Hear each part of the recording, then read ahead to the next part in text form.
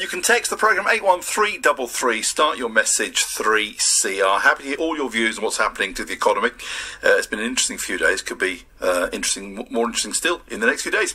Let me bring into this conversation a former panellist, financial expert and podcaster, Jonathan Davis. Jonathan, good afternoon to you. Hi, Rob. Jonathan, wish you well. Thank you for joining us, sir. Jonathan, as someone who's been predicting some turbulent times for a number of years, is this what you were predicting? In essence, yes. I've been saying for the last 15 years that in 2008, with the great financial crash, which is what they call it, and they bailed everyone out, I said all they did was kick the can down the line. In the last 10 plus years, they've gone through massive quantitative easing, in other words, printing money, getting it into the markets, quote, stabilising things, unquote.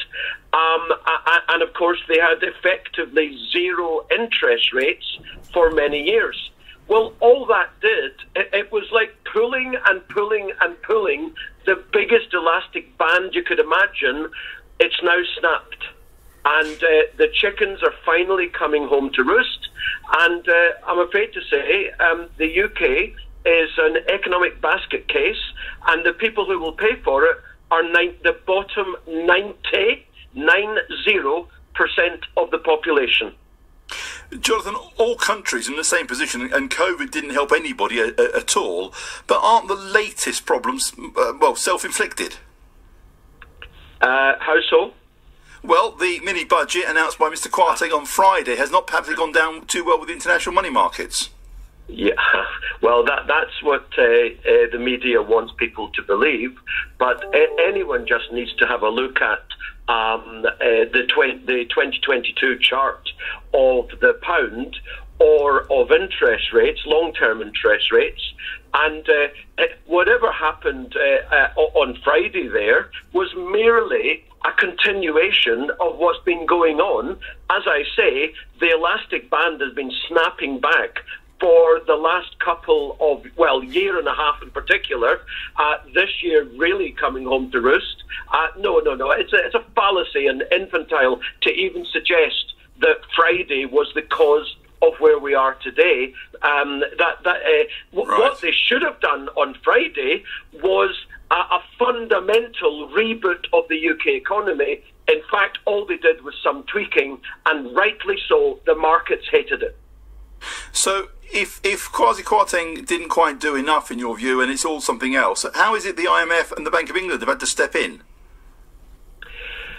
Well, you say they're stepping in. What they're actually doing is panicking. 20 days ago, I read that the then candidate for Prime Minister, Liz Truss, says there will be no resumption of quantitative easing. Well, that's exactly what the Bank of England have resumed today. But Jonathan, but she also said she doesn't like foreign cheese a couple of years ago. I don't know quite what to believe with her. Well, we can't believe what any politician says. I mean, but I was using that as an example. Of course. It was just campaigning, and where we are is not what's happened in the last few days. This is what the media have totally got wrong about this. 25 years of maladministration by successive governments. And by the way, you're quite right. It's not just the UK. It's right across the Western world. We're all economically toast. And that's why, unfortunately, we have entered a major economic recession, which actually sets off 10 plus years of economic depression, which is where I get the 90% of the population are going to go into penury over the next 10 plus years. So, again, just to be clear, Jonathan, if I can push you, what do you see happening next? And is there a way out of this for the hard-working men and women who are, many people across the country are, they're frightened about their bills? Yeah, well, rightly so. They should be terrified, in fact. When you say, is there a way out of this, what I think you're actually asking is there a way out of this without pain? Well, of course, health-wise, if you're in pain, you take an aspirin or a paracetamol, and that alleviates the pain. But if you've got cancer, it doesn't help. And this is what politicians and central bankers, the Bank of England, do. Year after year, decade after decade, they give us aspirins and say, hey, look at the last 2 weeks, look at the last 3 months, we've sorted the problem. No, they haven't. We're in major economic recession. Unemployment is going to soar from here over the next year. House prices are going to fall. Actually, energy bills, as it happens, might fall because we're in a recession, so there'll be less demand from industry. But you look forward to the end of 23 into 24, I'll tell you what the politicians will do, particularly as we're about to have a general election. They will re-stimulate again, just like they did in 20 and 21, and that will bring in a new round of rising inflation, rising energy costs. Okay. It will not help. In the short term, it looks good. It's terrible in the long term. Now, you advise people who've got a lot of money, including some people are making a lot of money in this financial turmoil.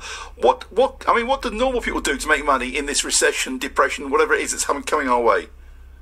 Well, I've written in my booms and bust reports, as anyone can obtain. They're on my website, jonathandaviswm.com.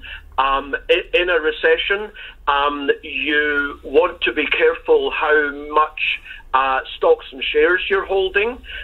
You want to be careful